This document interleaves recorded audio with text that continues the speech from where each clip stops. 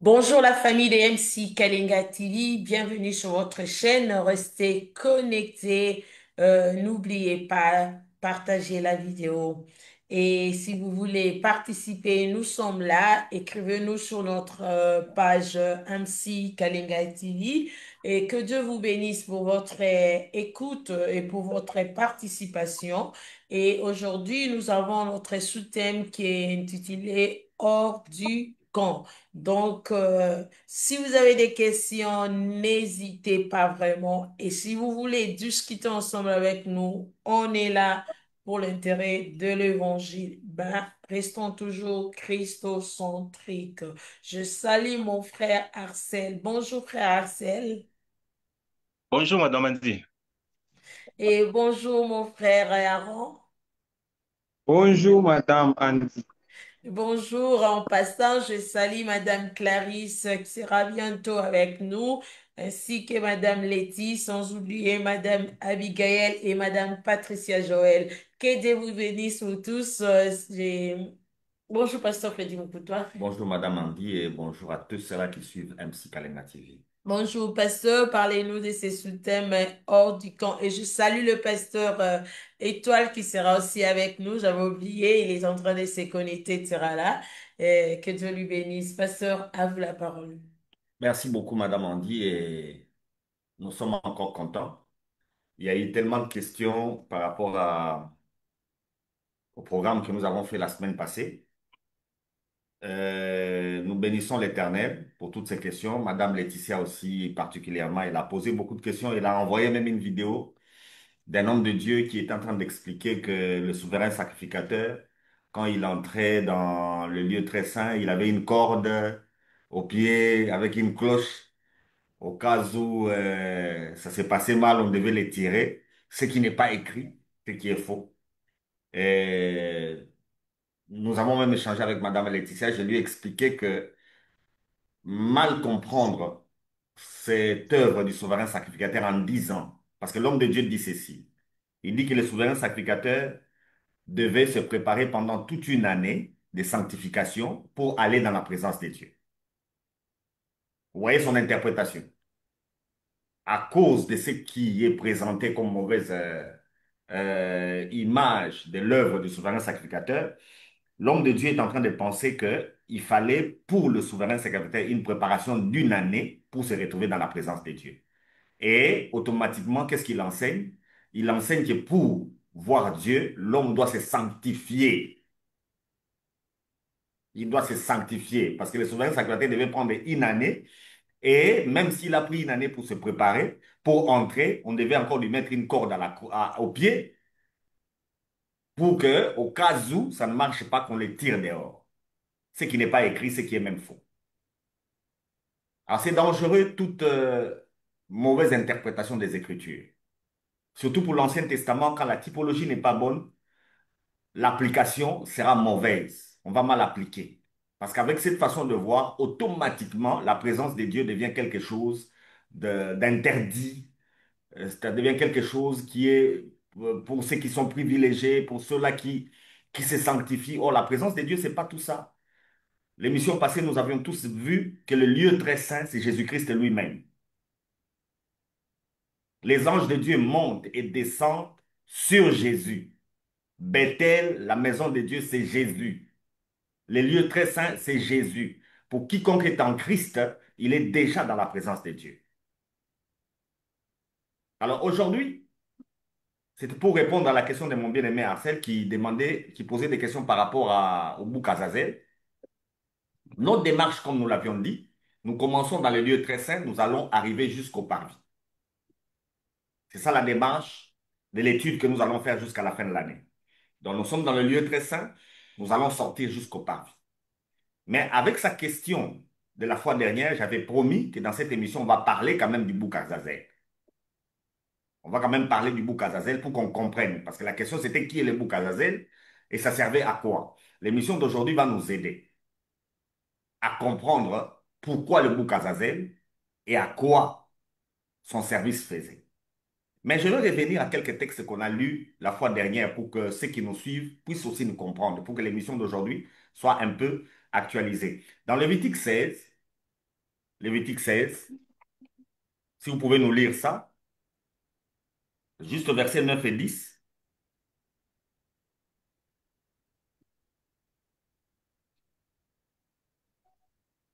Lévitique 16, 9 à 10. Et 9 et 10, oui.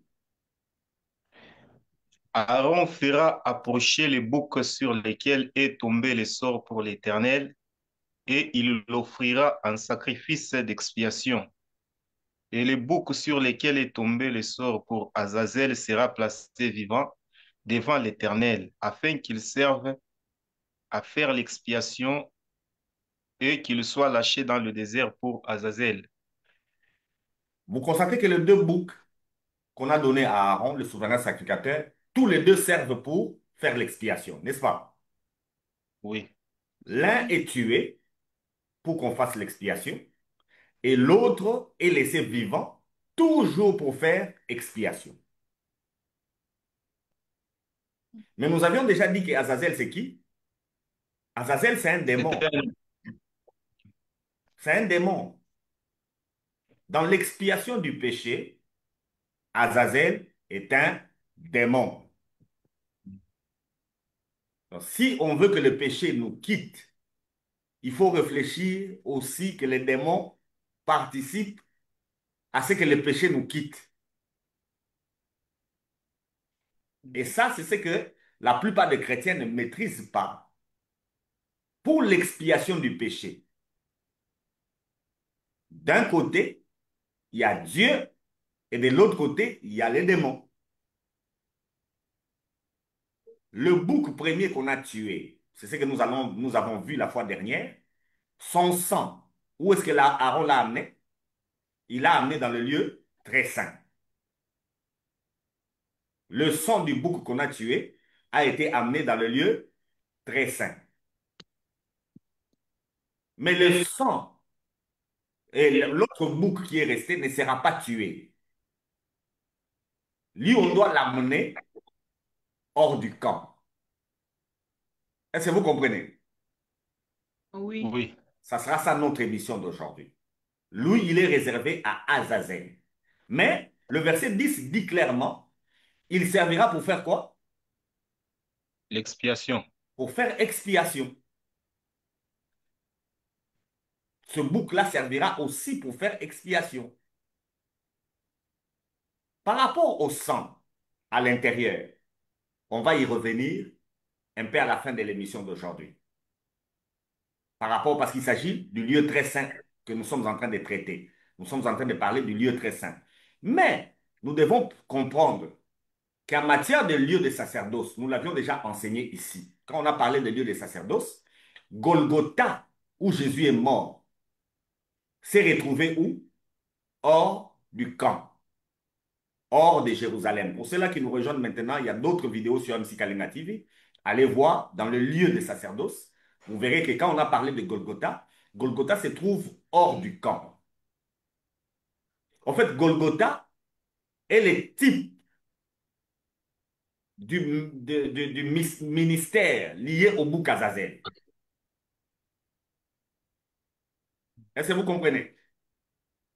Oui, Donc, Golgotha, c'est pratiquement lié au bouc Azazel. Quand on parle du bouc Azazel, Golgotha est vraiment l'image et le type du bouc Azazel. Alors, toujours là, dans Exode, là où nous sommes, lisez-moi du verset 24 au verset 26. chiffre Lévitique ou bien Exode. Lévitique, pardon. 24 à 26. Il lavera son corps avec de l'eau dans un lieu saint et répandra ses vêtements, puis il sortira, offrira son holocauste et l'holocauste du peuple, et fera l'expiation pour lui et pour le peuple. Il brûlera sur l'autel la graisse de la victime expiatoire. Celui qui aura chassé les boucs pour Azazel lavera ses vêtements et lavera son corps dans l'eau. Après cela, il rentrera dans le camp. Donc, vous constatez que quand Aaron sort, pour faire les services au parvis. Il y a encore un autre homme qui est revenu. Lui, il a chassé les boucs Azazel. Vous comprenez? Oui. Oui, Alors, le bouc Azazel est aussi appelé le bouc émissaire. On l'appelle aussi le bouc émissaire, le bouc qui est resté vivant. Qu'est-ce qu'on fait de lui? On le prend, quelqu'un le prend, il part avec ce bouc-là hors du camp. Et il va les laisser là-bas. Comme ils étaient au désert, on va les laisser au désert. Au fait, on va l'offrir à un démon. Vous comprenez? oui, On l'offre à un démon. On les laisse, il part. OK? Oui. oui.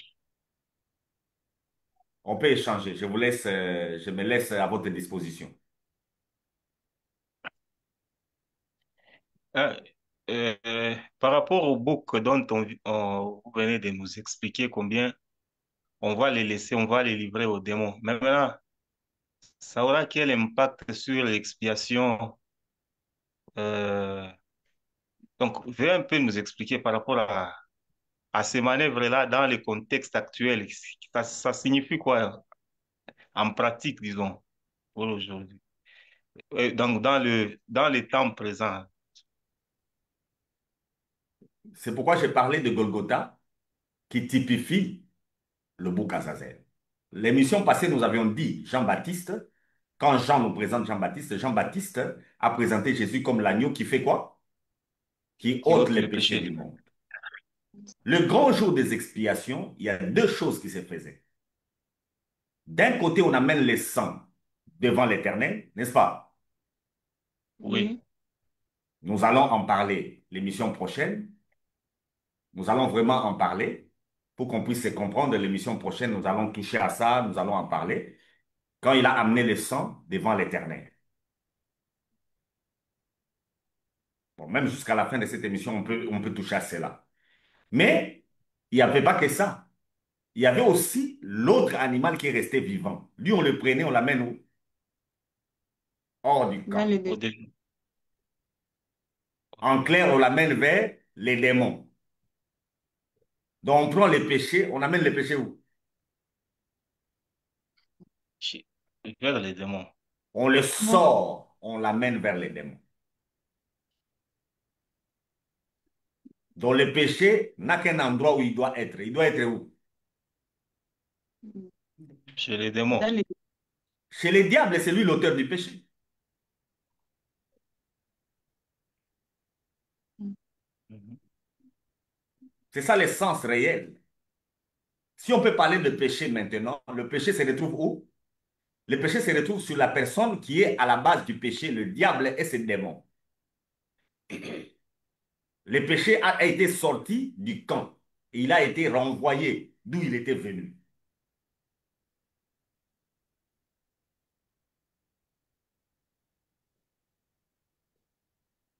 Ah, Merci. maintenant, tu, Oui. Oui. pour, pour les boucs qui devaient être présentés devant l'Éternel, on avait égorgé cela. Donc, on avait placé juste les sangs. Mais par rapport au bouc des Azazel, on l'a laissé vivant. Pourquoi les laisser vivants? Parce que le péché, quand on sera dans le parvis, on va démontrer. Vous avez vu qu'Aaron, quand on lui donne les animaux, il place les mains sur les animaux, il transfère le péché. Donc le péché se trouve sur l'animal. C'est comme ça, l'animal qui est introduit à l'intérieur, on doit le tuer, on prend son sang. Parce qu'il a porté les péchés. L'animal qui est resté vivant, qui a aussi porté les péchés, lui, on l'amène loin. Maintenant, lui, il fait quel travail? Il fait le travail d'amener les péchés hors du camp. C'est pourquoi Jean-Baptiste présente Jésus comme l'agneau qui fait quoi? Qui Qui ôte ôte les les péchés péchés du monde. Maintenant, où est-ce que le péché qui est ôté a été amené? Il est amené où? chez les diables. Oh, Eh bien voilà, on l'a remis à celui qui porte les péchés. Maintenant, si vous, chrétiens, ou bien vous, hommes, aujourd'hui, vous dites que vous avez les péchés, vous venez de faire quoi? de les récupérer chez les diables. Vous venez de faire quoi? De les D'ap- récupérer. Vous venez d'aller hors du camp, rechercher les péchés et les ramener. Or, la personne qui est partie laisser cet animal émissaire, on vient de lire, quand il est revenu dans le camp, on lui dit de laver et lui-même il se sanctifie, n'est-ce pas? Oui. Oui, oui. Parce qu'il n'a pas les péchés. Et pourquoi se sanctifier si tu n'as pas de péché? Il n'en a pas. C'est juste parce qu'il a fait ce travail dans les rituels, sous la loi. Il devait faire quoi? Il devait se nettoyer. Il n'offre pas un animal. Parce que s'il avait les péchés, on allait lui demander d'offrir. Il n'offre pas, on lui dit seulement de faire quoi? De se nettoyer et de changer d'habit.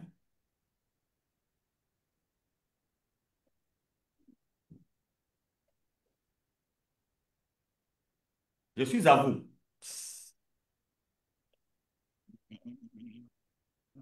On n'a plus de questions.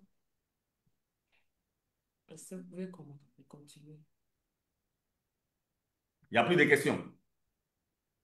Ah non, Donc, donc, Chief, là, en allant vers hors du camp, je voudrais un peu savoir. Donc, nécessairement, les démons, il n'y arrivait pas des cas où les démons pouvaient résister face à la réception de cette pratique, ou bien nécessairement c'était une obligation, soi-disant. L'Ancien Testament est l'ombre. Les démons, c'est un esprit. Il n'est même pas visible. Toi, tu commences déjà à voir les démons. C'est pourquoi tu veux qu'ils résistent. Les démons sont des anges, ce sont des esprits, ils ne sont pas visibles. La pratique dit quoi? Cet animal, on le renvoie vers Azazel, qui est un démon. C'est-à-dire, en pratique, on va laisser cet animal dans le désert, il va se perdre. Quelqu'un va Mhm. partir avec cet animal dans le désert. Le bouc ne peut pas vivre au désert. Le bouc n'est pas un chameau. Oui, oui. Au désert, avec des besoins d'eau et la chaleur, le bouc là finira par mourir. Mais Israël, le jour des grandes expiations, quand le souverain sacrificateur prenait ce bouc-là et qu'il le remettait à quelqu'un, on le remet vivant. Et le peuple va observer le monsieur qui est parti avec le bouc. En observant, le peuple comprend que notre péché est en train de faire quoi? D'aller hors du De camp. sortir et de partir. C'est l'image de Jésus qu'on est en train de faire sortir de Jérusalem pour aller les crucifier à Golgotha. Les femmes ont voulu pleurer sur lui. Mhm. Qu'est-ce qu'il a dit? Ne l'ai pas pleuré. De ne pas pleurer sur lui. Et il a dit même à Pilate que Pilate ne peut pas les sauver. Parce que ce qu'il fait, c'est mieux que s'accomplisse la parole. Et le souverain sacrificateur qui était en fonction en ces jours-là, il a dit à tout le monde que vous ensemble, il est mieux qu'une seule personne meure pour tous.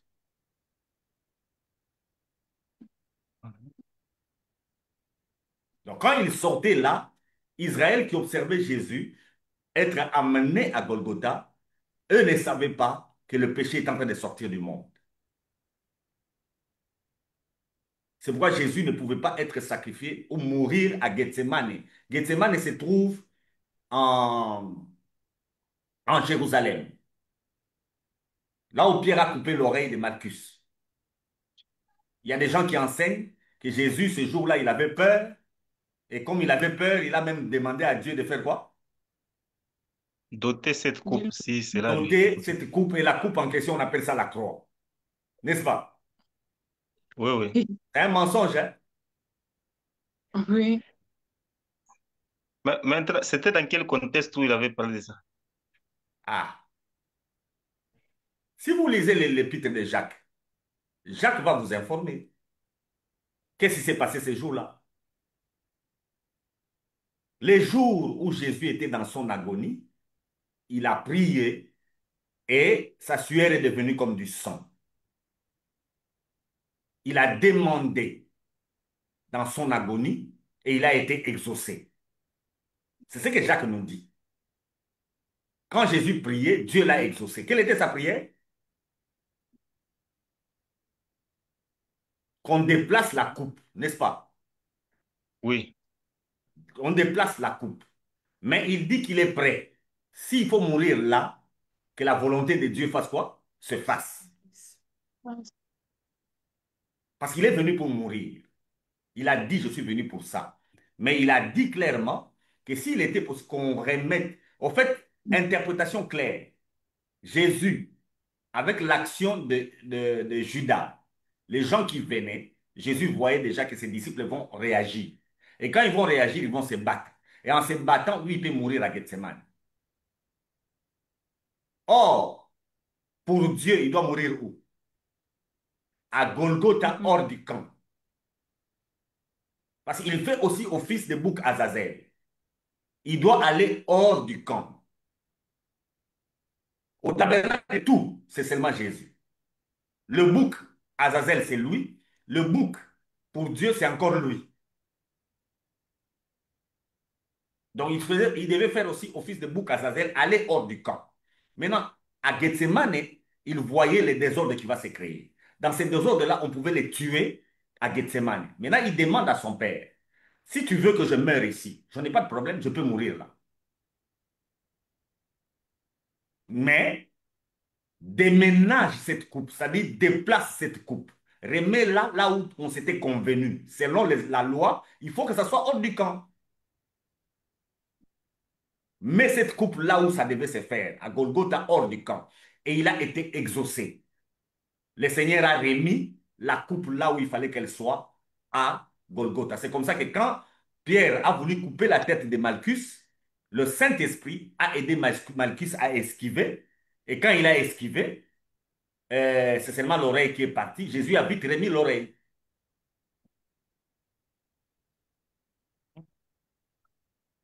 C'est le problème du bouc Azazel ces jours-là. Jésus n'avait pas peur. Jésus ne peut pas avoir peur de la mort à la croix. C'est pour ça qu'il était venu. Mais, Chief, lorsqu'il était à la croix, parmi les différentes paroles dont il a eu à prononcer, il a récupéré le premier verset du psaume 22 en disant, Mon Père, pourquoi m'as-tu abandonné? Mais c'était dans quel contexte où il a eu à parler de ça? On Il va cherchait. tout, on va tout voir. Le bouc qui a été pour Azazel, quand on l'amène dehors, on fait quoi de lui? On les On, relâche. on le On le lâche. lâche là-bas. Parce qu'il a porté le péché. Il faut le lâcher. Il faut le lâcher vivant. Est-ce que Jésus a été tué? La Bible dit non. On ne l'a pas tué. C'est lui-même qui a remis son esprit. N'est-ce pas? Oui, Oui. On ne l'a pas tué. C'est lui-même qui a remis l'esprit. Mais quand il est devenu péché à la croix, Jésus est devenu péché. Il est devenu le bouc Azazel. Il est devenu l'autre bouc. Quand il est devenu péché, qu'est-ce qui se passe automatiquement? C'est quelque chose que nous devons retenir. Quand il devient péché, Dieu ne peut pas voir le péché. Quand Jésus devient péché, automatiquement, qu'est-ce qui se passe? Il y a séparation, n'est-ce pas? oui. Oui. C'est comme ça que, automatiquement, il crie, mon Dieu, pourquoi m'as-tu abandonné? Là, c'est le Fils qui pose la question quand il devient péché. La parole qui suit, c'est quoi? C'est tout est Euh, accompli. J'ai remis mon esprit entre tes mains, n'est-ce pas? oui, oui. Parce qu'il ne peut pas traîner dans cette condition-là.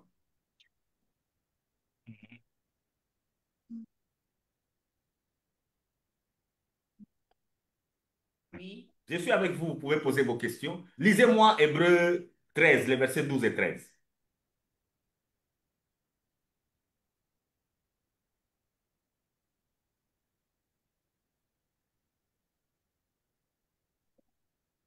Hébreu, Hébreu 13, Oui, le verset 12. oui, et 13. C'est pour cela que Jésus aussi, afin de sanctifier le peuple par son propre sang, a souffert hors de la porte. Sortons donc pour aller à lui hors du camp en portant son opprobre. Vous comprenez? Oui, oui, En Oui. matière de sanctification, en matière de repentance, la notion hors du camp doit demeurer. Comme pour le bouc Azazel, Jésus est allé hors du camp. Il a emporté le péché où? hors du camp. Hors du Hors du camp. Donc nous devons savoir sortir et savoir que le péché est où? Hors du camp. Donc dans ce monde où nous sommes, le péché n'est plus là. Jésus l'a déjà fait partie. Quand vous parlez du péché dans le monde, déjà vous n'êtes pas sorti. C'est comme ça que l'écrivain des Hébreux dit il faut sortir. Quand on comprend bien le bouc émissaire, le bouc pour Azazel, on comprendra que Jésus a pris le péché, il l'a amené en dehors.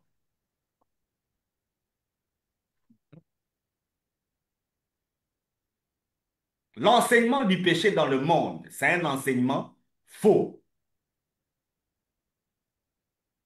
Faux pour le croyant. Faux pour tout le monde. Le péché, c'est par rapport à Dieu, n'est-ce pas? Non, Oui, oui, oui, oui, Le oui. péché, c'est pas par rapport aux hommes. Le péché, c'est par rapport à Dieu. Pendant qu'on parle, est-ce que Dieu voit les péchés? Non. Il voit les mal quand même. Oh, il va voir le mal comment? Chez les gens qui n'ont Je, pas encore crié je en peux Christ. poser une question? Oh, Dieu, le monde ici, c'est comme une maison. C'est comme, on peut lire ça. Lisons les textes. Il faut comprendre la question du bouc Azazel. Le bouc Azazel fait quoi? Il ramène les pécheurs du Il amène le péché où? hors du camp. Hors du camp. La notion hors du camp, dans la Bible, Madame Andy, la notion hors du camp est toujours liée au péché. Quand il s'agit de péché, il faut l'amener où? Hors du camp. Hors du camp. Il ne faut pas les laisser dans le camp. Et Jésus est venu faire ce travail une fois pour toutes. camp. Prendre le péché et les sortir. Mes frères, si le péché existait encore, il y aurait déjà plusieurs déluges maintenant. Avec les choses que les gens font, on aurait déjà plusieurs déluges dans plusieurs coins. Si le péché existait encore, nous tous là, on ne serait même pas là. Oui, pasteur, là, j'ai un peu une petite préoccupation. Si vous pouvez un peu m'expliquer un concept de l'apôtre Paul qui dit combien celui qui pratique la fornication pêche contre son propre corps. Ça veut dire quoi au juste, pasteur? Le péché aujourd'hui ne peut que se produire contre un homme. Tu peux pécher contre toi-même, tu peux pécher contre ton frère. Un point trait, pas contre Dieu. Pas contre Dieu. Et lorsqu'une personne péché contre lui-même, que faut-il faire, par exemple, Tu pour auras se des rattraper? conséquences, c'est toi-même. Et si je refuse d'en avoir? Oh, tu vas en D'où avoir. besoin du renouvellement de l'intelligence. Tu vas en avoir. Toi, Mais, tu as volé. mais ça- Dans mon pays, il y a quelqu'un qui a volé là. On l'arrête. On lui a enlevé les habits. Ce sont des conséquences de ce qu'il a fait. Qu'est-ce que ça a à voir avec Dieu? Pasteur Étoile? Oui. En fait, merci beaucoup. Je salue tout le monde. Je vous ai rejoint bien sûr en retard. Je suis très content de rejoindre l'équipe et je pense qu'on va prendre l'habitude d'être là à tout moment. Sauf que je voulais demander au révérend Moukoutoua s'il peut, bien sûr que j'ai raté l'introduction, s'il peut nous clarifier encore de manière plus explicite l'expression hors du camp. Merci beaucoup. Je l'avais déjà dit, pour ceux-là qui nous suivent, ils savent. Hors du camp, c'est lié au péché. Le jour où on faisait expiation pour le peuple, le jour où on faisait expiation pour le peuple, il y avait deux boucs qu'on choisissait. Un pour Azazel et un pour Dieu. Celui pour Dieu, c'est celui-là qu'on va tuer. On va le voir tantôt. Mais celui pour Azazel, on va les rester vivants. Mais les deux boucs, on disait qu'ils vont servir à l'expiation. Donc l'expiation du péché se fait automatiquement de deux manières. Un animal qui sert pour le pardon du péché est tué. Un animal qui sert pour le pardon du péché est laissé vivant et puis on l'amène en dehors du camp d'Israël. Ok. En le prenant, en l'amenant en dehors, c'est-à-dire le péché quitte. Quitte les camps. Donc en Israël, le péché n'était pas seulement pardonné, mais il était aussi enlevé. On ne se limitait pas seulement à pardonner le péché, mais on l'enlevait aussi. Donc pendant une année, le péché était sorti d'Israël. Il n'était pas seulement pardonné, mais il était aussi enlevé. C'est ça l'image du bouc Azazel. Hors du camp dans la Bible. Même, mon bien-aimé, lisez-moi même dans Lévitique, là où on était. Il n'y a pas que le bouc Azazel qui était amené hors du camp. Le verset 27. Lévitique 16.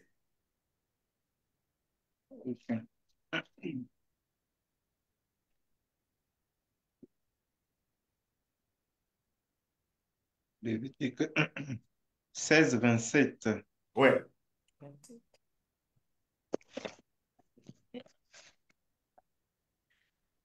On emportera hors du camp les taureaux expiatoires et les boucs expiatoires dont on a porté le sang dans le sanctuaire pour faire l'expiation. Et l'on brûlera au feu leur peau, leur chair et leurs excréments.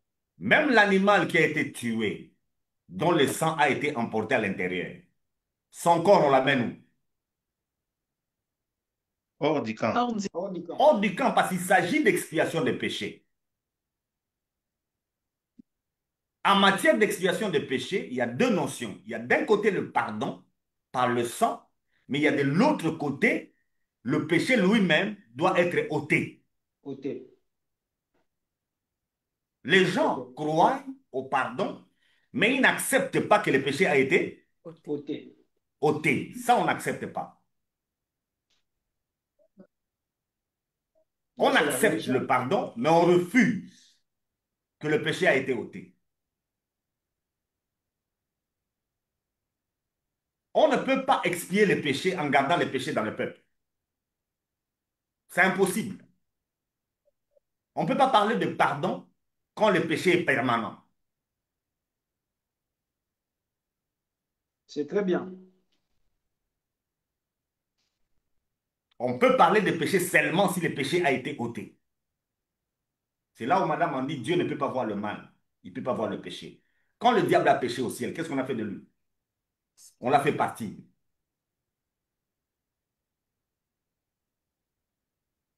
Quand on va étudier les lieux très saints, quand on parle du lieu très saint, dans le lieu très saint là, il n'y a pas le péché. Le sang qui est amené dedans, c'est le sang d'un animal qui n'a pas péché, n'est-ce pas? Oui, oui, oui. L'animal là n'est pas pécheur.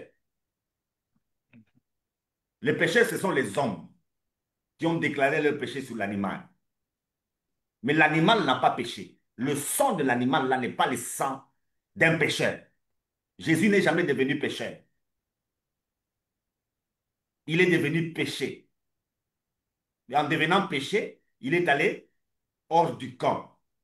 Le péché est resté où? Hors du camp. C'est pourquoi la prédication de la croix est un scandale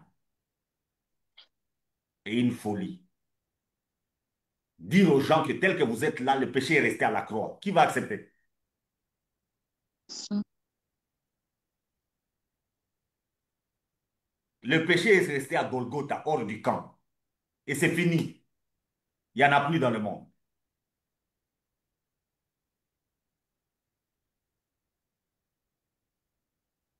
Il y a des questions? Vous êtes Lisez-moi, libre. lisez-moi 1 Corinthiens 7, le verset 23.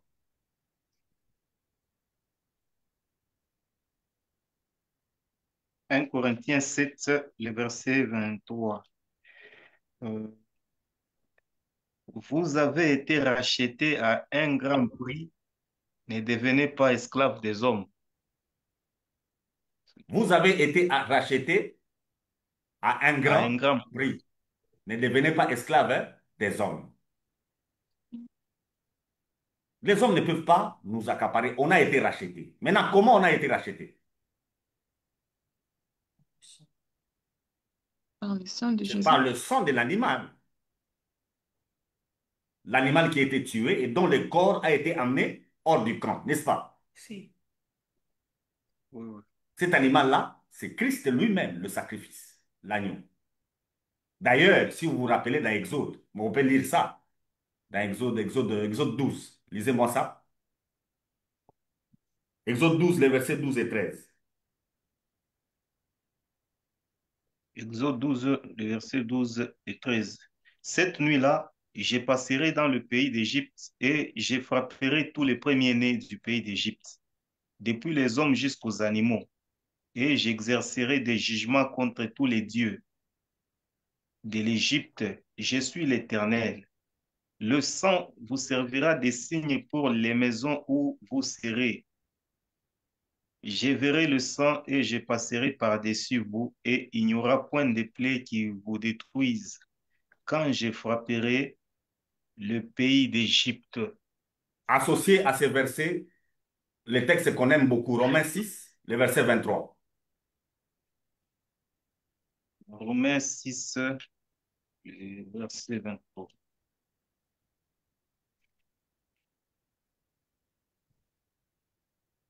Six, 23. Ouais. Car le salaire du péché, c'est la mort.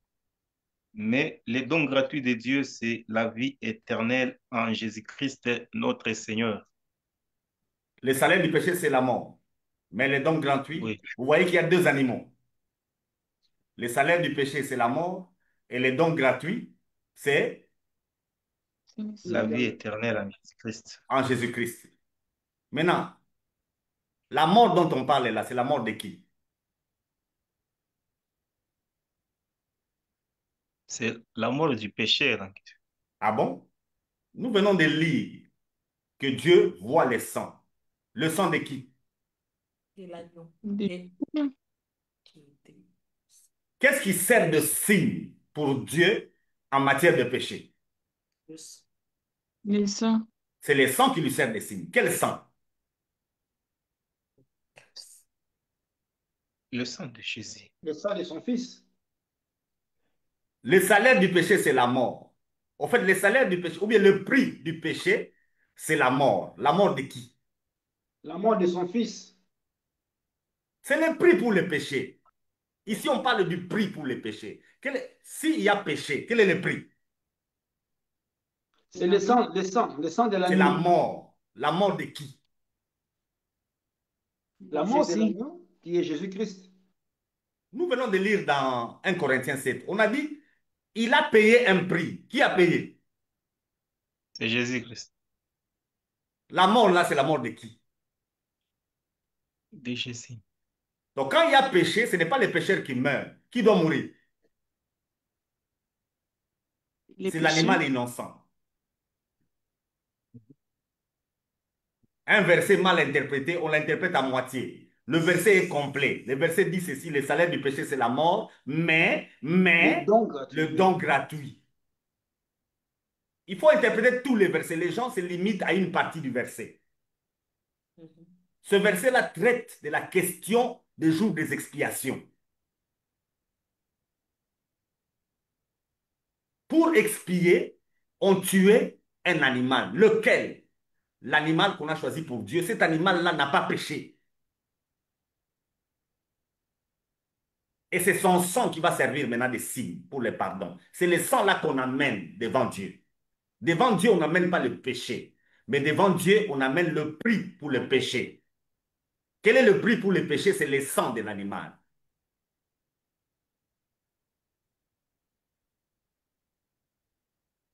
Donc les gens qui vont vers Dieu avec le péché, ils injurient Dieu. Heureusement que le péché n'est plus devant Dieu parce qu'il ne le voit même pas. Heureusement. Parce que Dieu, lui, est en train de voir le sang et le sang lui sert de signe. L'exemple que je vais vous donner ici, c'est que quand Jésus mourait à la croix, il a pris son sang. Le monde ici, Jésus a mis son sang sur le monde, comme on mettait le sang sur les portes en Égypte. Maintenant, quand Dieu regarde le monde, Madame Andy, Dieu ne voit pas le monde, il voit le sang de Jésus qui est sur le monde. Et s'il voit le sang lui sert de signe, il passe.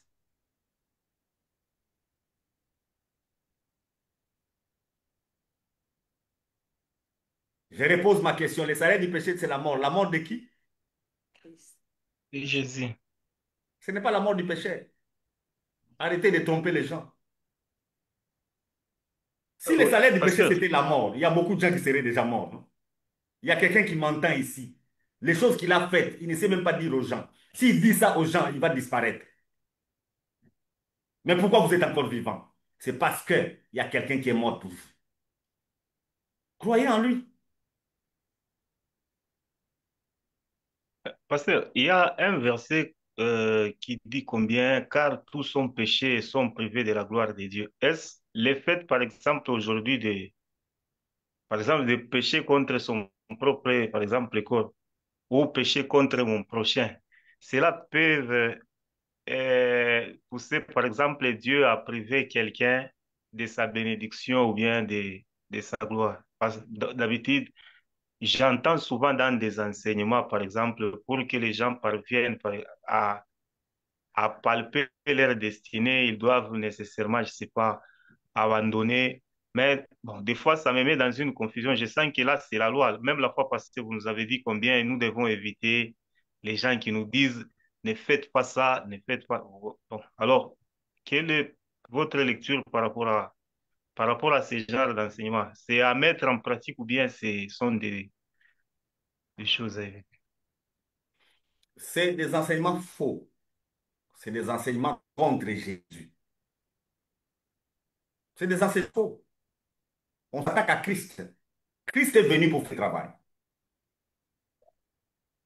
Expier les péchés, oui ou non? Oui, Oui. Maintenant, quand vous rétablissez les péchés, qu'est-ce que vous dites de Jésus? C'est ça l'esprit de l'Antichrist. L'Antichrist, c'est celui qui refuse que le péché a été pardonné. C'est ça l'Antichrist. L'Antichrist, ce n'est pas celui qui blasphème contre Dieu. Non, on peut blasphémer. Jésus lui-même a dit, on peut blasphémer. Ça sera pardonné. L'Antichrist, c'est celui-là qui blasphème contre le Saint-Esprit. Et le Saint-Esprit, c'est celui-là qui informe le monde entier que Jésus a ôté les péchés. Nous avons un seul prix pour les péchés. C'est quel prix? le C'est le sang de sang. Jésus. Lisez-moi 1 Pierre. 1 Pierre 1, Un 18-19. chef, oui, il y a une histoire, toujours dans la Bible, là où on nous parle qu'il y avait un homme avec parmi les paraboles que Jésus-Christ avait données. On dit qu'un homme avait deux fils, mais un a demandé sa part et puis il est parti. Quand il était parti, il avait tout dépensé et par rapport aux conséquences qu'il avait eues, il avait bon jugé de retourner vers son père. En rentrant, le père avait fait quelque chose de bien envers cet enfant. Mais non, par rapport au péché dont on parle là, une personne peut tomber dans le mal. Si cette personne est tombée dans le mal, n'est-ce pas, il y a des répercussions, des conséquences sur cette personne. Maintenant, s'il rentre, il rentre vers le Seigneur. Il faut demander pardon ou bien c'est quel geste faudra-t-il poser encore pour que cette personne sente que je suis pardonnée. Madame Clarisse, quand vous parlez de Précisément. mal, c'est là où j'ai un peu de problème. Est-ce que vous savez que dans ce monde, il y a des gens qui vivent bien, mais ils tuent chaque jour? Oui, oui, Oui, oui. Vous pensez que le mal que vous avez fait, si on entre dans ce monde, on regarde, il y a des gens qui ont fait moins que vous. Il y a des gens qui font pire que vous, ils n'ont aucune conséquence. Alors, qu'est-ce que vous allez enseigner? Si c'était proportionnel, tu agis mal, automatiquement tu as une conséquence. Comment vous allez expliquer que ces gens qui se comportent très mal n'ont aucune conséquence? Comment vous allez expliquer ça? Si c'était proportionnel, on doit voir, comme c'était au temps de la loi, on doit le voir que tout impudique se Ouais. retrouve être lapidé. Maintenant, aujourd'hui, avec tout ce que les gens font comme mal, la cruauté qu'il y a dans ce monde, pourquoi les gens sont encore vivants? Et puis les gens ne sont pas sincères. Tous ces gens qui vous disent qu'ils sont saints, ce sont des menteurs. C'est là le verset de mon bien-aimé Arcel. Tous ont péché. Le verset là est au futur, au présent ou bien au passé? parce C'est au présent. Non. Tous ont Ah, péché. C'est au passé. Donc, personne ne peut se tenir devant Dieu et dire que lui, le péché ne l'écoute. Tous ont péché. Maintenant, parce que tous ont péché, même le bébé qui va naître aujourd'hui, il fait partie de tous qui ont péché. Qu'est-ce que Dieu a fait comme solution? Il a envoyé son fils avant. Et son fils a porté les péchés de tout le monde. Et il a amené le prix. Lisez-moi d'abord, un Pierre. Vous voulez poser une question? Oui, Je comme voulais, je voulais j'avais ajouter une chose, hein. Oui, vas-y, vas-y, mon frère, et Ah, en toi. fait, je voulais rajouter en disant tout simplement que Christ, Christ est mort pour nous, non seulement par rapport au péché passé, mais même par rapport au péché que nous pouvons commettre aujourd'hui ou demain, dont le pardon est déjà assuré. Donc, c'est dans ce sens-là qu'il faut aussi comprendre les choses. Et moi, je vais plus loin. La question du péché ne doit plus être traitée. Voilà. Quelque chose qui a été ôté. Pourquoi nous Ôté parlons de déjà. ça? Oui. Donc, tout ce qui reste là, c'est par rapport aux hommes. C'est à nous de voir comment vivre. Quand C'est vous pour parlez de cela maintenant présent, qu'il faudrait futur avoir et tout ça là, c'est par l'intelligence. rapport aux hommes. Ça n'a rien à voir avec Dieu. Nous parlons du péché par rapport à Dieu. Le péché par rapport aux hommes, réglez entre vous. Tu tues quelqu'un, si tu tues, c'est ton problème. Et c'est moi, je vais entrer dedans. Ça, c'est votre histoire à vous. Peut-être, Ça n'a rien est-ce à voir qu'on avec Dieu. on peut dire par rapport aux hommes, ça nécessite que nous ayons maintenant ce qu'on appelle les renouvellements de l'intelligence, en écoutant la parole de Dieu et ainsi de suite. Pour des questions de la mission, pour mieux vivre entre nous, la Bible nous donne des principes. Pardonner les péchés les uns les autres. N'est-ce pas? Oui. Oui. On a même lu un verset la fois dernière. Nous devons pardonner comme Christ nous a pardonné. Mhm. Donc, il nous a donné même un principe où tout ce que quelqu'un peut te faire, il faut seulement que tu pardonnes. Oui. Pour que nous vivions l'amour du prochain et l'amour entre nous. Mais la question qui est traitée ici, le jour des expiations, c'est par rapport à Dieu. Ce n'est pas par rapport aux hommes. Par rapport à Dieu, il y a un principe. Un animal meurt, un autre est vivant, on les chasse hors du camp. Il amène les péchés loin du peuple. Donc pendant une année, quand Dieu regarde Israël, Israël c'est un peuple qui est saint. Vous vous rappelez de Oui. Balaam qui devait maudire le peuple. Quand il regardait, qu'est-ce qu'il Oui. disait? Et il voyait le Oui. tabernacle au milieu des enfants Il d'Israël. disait, il proclamait, il dit, on ne peut pas maudire quelqu'un que Dieu a béni. Et il a même déclaré que l'enchantement n'aura pas d'effet sur Israël. Alors, tel que nous sommes là, à cause de ce que Jésus a fait, on ne peut pas nous maudire. Hein. Moi, Mhm. j'allais comprendre, pasteur. Oui. Vous parlez, le péché, oui, tous ont péché. Même le bébé qui vient de naître est Hmm. un Même pécheur. celui qui naîtra. Même celui qui naîtra, ok. Oui, Mais le travail a été déjà fait. oui, Donc, il n'y a plus de péché. oui. Pourquoi un enfant qui naît aujourd'hui doit avoir seulement le péché si le travail a été déjà La fait? question du péché, c'est que toute l'humanité doit être considérée normalement devant Dieu comme Pécheur. pécheur. Et c'est Péché. pourquoi Jésus est mort là. Et Pour que cette histoire finissent. finisse. Eh oui. Donc, au point où nous sommes maintenant, Mhm. on ne peut plus parler de celui-là a péché, celui-là n'a pas péché. Parce qu'en termes de péché, on dira que On a tout le tous monde péché. sont pécheurs. On ne peut pas dire celui-là est saint, celui-là est pécheur. Non, en termes de péché, on doit dire que tout le monde est pécheur. Maintenant, la sanctification, elle est entrée comment? Par l'action que Christ a faite. Maintenant, c'est celui qui met la foi dans ce que Jésus a fait qui sera considéré comme saint. C'est pourquoi Hébreu nous dit, sortons tous pour aller où? Hors du camp.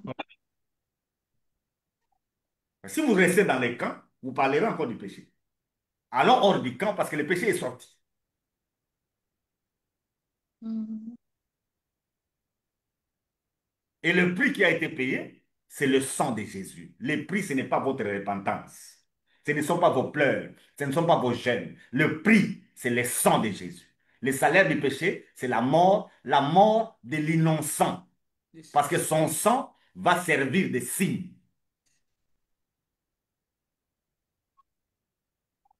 1 Pierre 1, 18, 19. Sachant que ce n'est pas par des choses périssables, par de l'argent ou de l'or, que vous avez été rachetés de la vaine manière de vivre que vous avez hérité de vos pères, mais par le sang précieux de Christ comme d'un agneau sans défaut et sans tache. Est-ce que ce n'est pas clair? C'est clair. Qui meurt à la place du péché? C'est Christ qui meurt. C'est Christ. Parce que c'est seulement son sang qui va servir pour faire expiation. Arrêtez de dire aux gens qu'ils meurent à cause de leurs péchés. C'est faux. Sinon, tous ces présidents que vous voyez n'allaient pas exister. Ils allaient tous mourir en un seul jour. Ah oui, c'est ça. Ça, c'est vrai. Comme ici chez nous, hein, Chief, il y a des enseignements déjà. Vous verrez, on donne les exemples. Combien si vous vous rendez dans des cimetières, vous verrez la majorité de ceux qui meurent, ce sont des jeunes à cause de ce qu'ils sont en train de faire. Bon, alors c'est un peu ce qui C'est la complique situation un peu. politique du pays qui tue les jeunes. Ça n'a rien à voir avec tout ce que vous racontez. Oui. Les gens qui n'ont pas du Moi, je travail et les gens croyais, qui filment des histoires compliquées, oui. vous pensez quoi? Les corps vont mourir. Oui.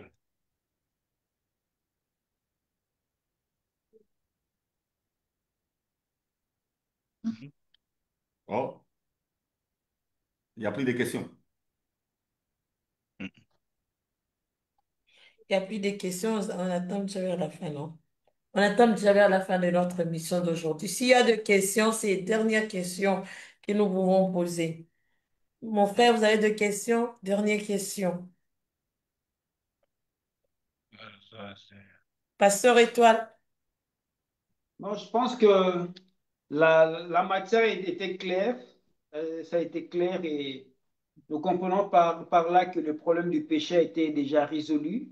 Et le reste des choses, c'est en rapport avec nos semblables. C'est pourquoi il y a plein de passages bibliques où il y a des versets tels que priez les uns les autres, pardonnez-vous les uns les autres, soutenez-vous les uns les autres. Et à travers l'écoute de la parole, c'est ce qui nous permet de bien vivre avec le prochain. Et par rapport à Dieu, nous comprenons que les problèmes de péché n'existent plus. C'est un problème qui a été résolu une fois pour toutes, et on ne peut plus s'inquiéter par rapport à ça. Donc, c'est un peu ça, ce que j'ai pu comprendre par rapport à la matière d'aujourd'hui. Merci, Pasteur Étoile. Frère Cell, vous avez une question?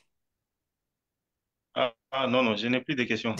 Mais par contre, je ne sais pas, qu'est-ce que le pasteur Freddy, merci, révérend, pour cette belle leçon biblique. Mais cependant, une question me taraude un peu l'esprit, c'est celle de savoir, aujourd'hui, on peut se retrouver tous au ciel, mais je me dis que au ciel, il y aura les Gombe du ciel, il y aura les Maloueka du ciel, il y aura les Kaouka du ciel. Vous comprenez un peu ce que je veux dire? Et qui seront ces jours-là être éligibles pour vivre, par exemple, au Gombe du ciel je ne sais pas si vous me comprenez un peu. Est-ce que là, c'est maintenant par rapport à nos œuvres, par rapport à la couronne, comme on dit toujours, la couronne des vies, et le livre des vies et le livre des souvenirs, c'est par rapport à ça ou il y aura autre chose qui pourra nous départager au ciel? Le ciel, déjà à partir des anges, le ciel se démontre comme un endroit qui est hiérarchique. On a des archanges, on a des anges. Donc ça suppose déjà le ciel, c'est un monde où il y a la hiérarchie. Et en Dieu, il y a aussi la hiérarchie. Le Père est supérieur au Fils. Et le Fils, c'est celui-là qui a envoyé l'Esprit, n'est-ce pas? Oui, Il y a une hiérarchie en Dieu. Et il y en aura pour l'éternité aussi. Maintenant, pour nous, Jésus a dit, ça dépend de ce que nous faisons ici sur terre. Chacun de nous, les apôtres l'ont reconnu, aura une couronne liée à l'œuvre qu'il est en train de réaliser. Quelle est cette œuvre? L'œuvre est unique, c'est faire des disciples, un point trait. Ce n'est pas chanter, ce n'est pas faire tout ce que les gens font, ce n'est même pas donner l'argent. L'œuvre, c'est faire des disciples, un point trait. À la fin, chacun doit prier comme Jésus. Tout ce que tu m'as donné, je n'ai perdu aucun. Il ne faut pas tomber dans les pièges, sinon les fils de perdition. Nous, Dieu ne nous donne pas des fils de perdition parce que nous, on n'ira pas à la croix.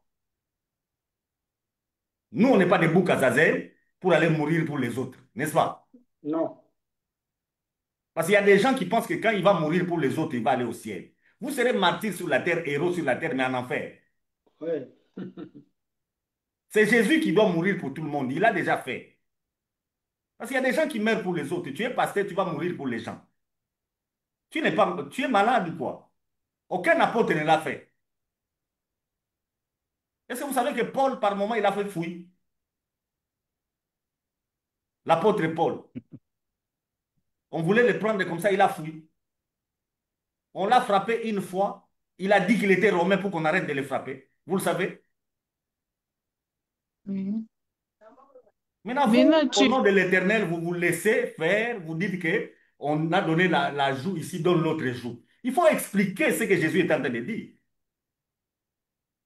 maintenant, quand on nous dit d'avoir l'amour agapao dedans de nous, cet amour qui signifie jusqu'au sacrifice suprême.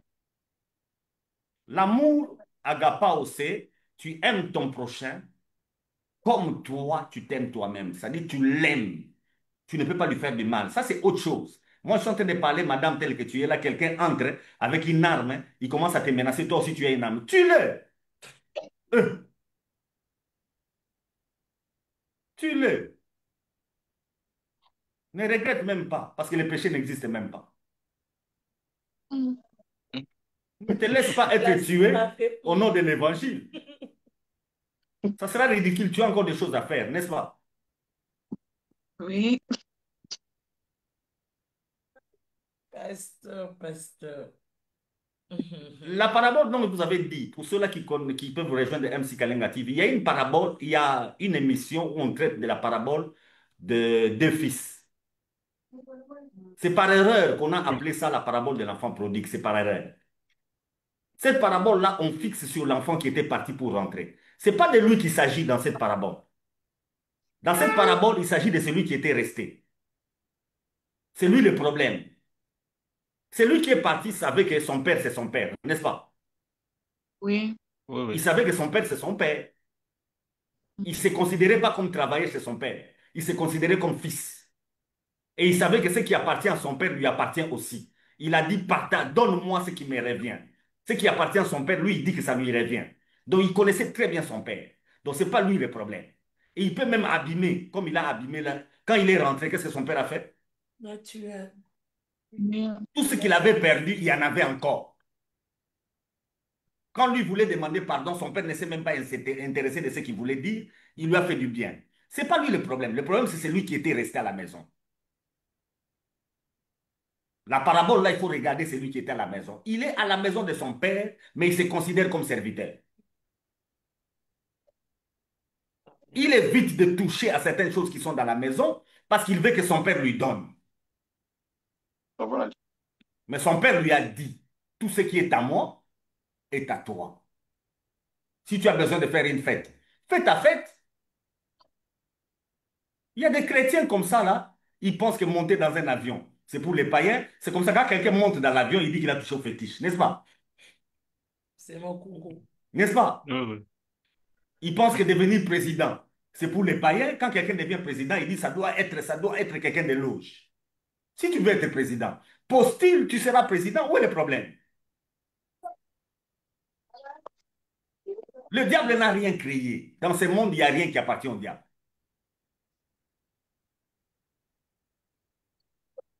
Si tu trouves que aller à la plage, rester en maillot, c'est très bien pour toi, fais-le. Oh, Mais, ça ne sera pas un scandale pour, par pour exemple, les qui? gens Pour que vous qui? aviez. Tu es à la plage. À la plage, on se met à la plage dans quelle tenue? Oui, Toi, c'est tu es à ça, la je sais, plage, on se met mais dans Je viens de dire, la plage. La plage, on se oui, met c'est dans quelle tenue? un maillot de bain. Et Mais alors, maintenant, toi, tu veux aller à la plage dans quelle tenue? En veste et pantalon? mais, Chief, là, j'ai des questions un peu. Ouais, Euh, Premièrement, à la réponse du pasteur qui vous a posé sur les couronnements finaux, vous avez ouais, dit que non, les couronnes ne seront pas fonction du fait que vous chantez, par exemple, à l'église, ou bien ça sera fonction des disciples qu'on a eu à faire. Mais maintenant, que faire maintenant, par exemple? Parce qu'il y a de ceux-là qui considèrent énormément, bon, soit disant étant donné qu'ils s'occupent de l'entretien de l'église, voilà, c'est ce à quoi ils ont été appelés. Mais maintenant, par rapport à tous les départements, donc il faut les enseigner afin qu'ils soient à mesure aussi de commencer à faire, ou bien, même la fois passée, vous avez dit combien tout cela ne servait à rien. Mais maintenant, j'aimerais un peu savoir. Ça Ça a un sera, et sens, puis toutes ces deuxième, choses-là, si vous les faites pour former des disciples. Je vous donne un exemple. J'ai étudié dans une université où, quand on est en première graduat, on nous a oui. dit que nous devons laver les toilettes. Mais là où il y avait l'université, il y avait une école maternelle, une crèche. Maintenant, les toilettes en question, tu vois, une toilette où les enfants vont, les petits-enfants. Et c'est nous qui devons aller nettoyer. On avait des évêques là-bas qui ont dit, et ils ne vont pas nettoyer. Ils ont dit, c'est moi qui étais responsable de la promotion. Il y a un qui m'a même dit, petit, si tu as besoin, je vais appeler les mamans de l'église qu'elles viennent nettoyer. Moi, je ne vais pas nettoyer. Au fait, former un disciple, c'est travailler le caractère. Cette université-là nous aidait à travailler le caractère. Oui. Il y a des gens, nettoyer une église, ça peut réduire son orgueil. Mhm. Cette personne-là, on peut l'aider dans le disciple-là à transformer son caractère juste en nettoyant le bâtiment. Vous comprenez? Oui. Oui, C'est ça la formation des disciples. Ça aura un sens quand on est en train de former un disciple. Les disciples, on les forme en produisant les caractères de Christ. Le fruit de l'esprit ne vient pas par une prière. Le fruit de l'esprit Mhm. vient dans la formation du disciple. Quand on est au pied d'un maître, c'est là où on développe l'amour. C'est là où on développe la foi. C'est là où on développe la bénignité. C'est là où on développe la douceur. Toutes ces choses-là ne peuvent se faire que quand vous êtes en contact avec d'autres frères. Et Jésus aussi a appris. En restant avec les pierres et les autres, Jésus a appris. Parce que c'est ça D'où la mission. d'où la nécessité de servir le Seigneur pour être ses bons disciples. Mhm. Comment? La nécessité de servir le Seigneur pour être ses bons disciples. Entre-temps aussi, servir l'Éternel, c'est croire à la personne que Dieu vous a envoyée. Ce n'est pas chanter. Voilà, c'est ça. Ça va. Donc, on peut Donc, vous dire devez que connaître la servir personne que Dieu à Dieu vous a l'église, envoyée, être avec elle, parce qu'avec cette personne-là, vous travaillez. Oui, ouais, il est vous en train voulez de parler. compléter? C'est vous qui êtes en train de parler. Ouais, donc je disais que en d'autres termes, servir Dieu dans un des départements de l'Église n'est qu'un moyen ou parmi les éléments qui nous permettent d'être ces bons disciples-là et qui Voilà, montrent aussi à quel point nous croyons à la personne que Dieu a envoyée. correct. Ok. On est arrivé à la fin de notre émission, pasteur. Votre mot de la fin pour aujourd'hui, pasteur. Bon, il n'y aura toujours pas un mot de la fin, c'est un mot pour aujourd'hui. Donc, j'aimerais que vous puissiez comprendre et que tous ceux qui nous suivent comprennent. Pendant qu'on parle, et depuis toujours, Dieu ne peut jamais voir les péchés. Mhm. Dieu ne peut pas voir le péché. Quand il s'agit de péché, Dieu ne peut pas voir. Et il n'a jamais vu le péché. Jamais. Parce que Jésus est l'agneau qui a été immolé avant la fondation du monde. Avant même que Dieu crée, Jésus était déjà l'agneau immolé. Donc Dieu regardait toujours Jésus. C'est pourquoi l'histoire du monde ne parle que de Jésus. Parce qu'en Christ, le monde peut exister. Si Christ n'est pas là, le monde disparaît. Parce que Dieu ne peut pas voir le péché. Hmm. Et Dieu voit le sang de Jésus qui est innocent. C'est comme ça déjà au tabernacle, on nous donne cette image-là. Par rapport au péché, le grand jour des expiations, le peuple regarde le souverain sacrificateur agir avec le sang dans le lieu très saint et avec un animal qu'on amène hors du camp. Donc le peuple n'est pas conscient du péché, il est conscient du pardon du péché. Alors venir devant Dieu en lui parlant du péché qu'on a commis, c'est comme si vous êtes en train de l'injurier. La repentance, selon la religion, est diabolique.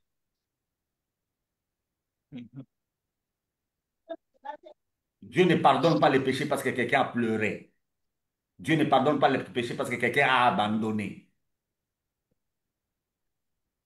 Dieu pardonne le péché par le prix qui a été payé, le sang de Jésus, un point, un trait. Et Jésus a fait office double. Non seulement il a versé le sang, mais il a aussi amené hors du camp le péché. Il l'a ôté.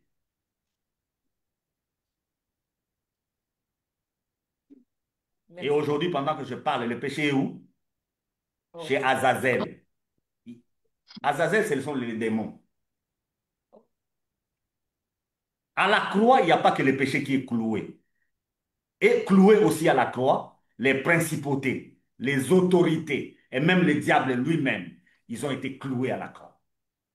Et puis ils sont descendus pour les autres. Non, ils descendent dans vos têtes. Ils descendent dans vos têtes.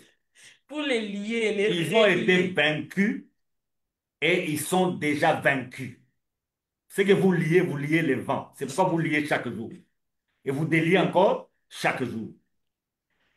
Et ceux qui attaquent les gens, Les démons. Ils vous attaquent dans votre tête. Maintenant, Christ nous a donné le pouvoir de chasser les démons. Ouais. Non?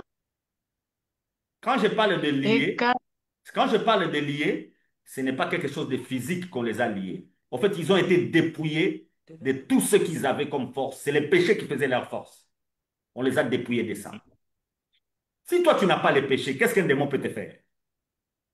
Parce que vous avez dit, rien. on les a dépouillés, Ouais. les péchés qu'ils avaient. Les péchés qui étaient leur force, ils Mais ont vous été avez dépouillés. dit aussi que ça a été remis au Oui, diable ils avaient mis ça dans l'homme. Qu'est-ce que Jésus a fait? à Il dépouiller. a retiré, il a remis chez eux. Ouais.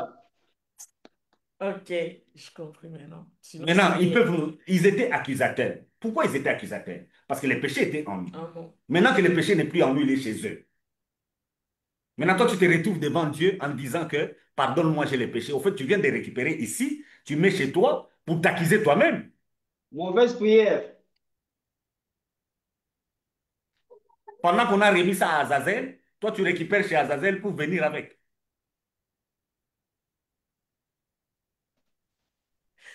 Merci beaucoup, Pasteur Freddy Moukouta. Nous sommes arrivés à la fin de notre émission d'aujourd'hui.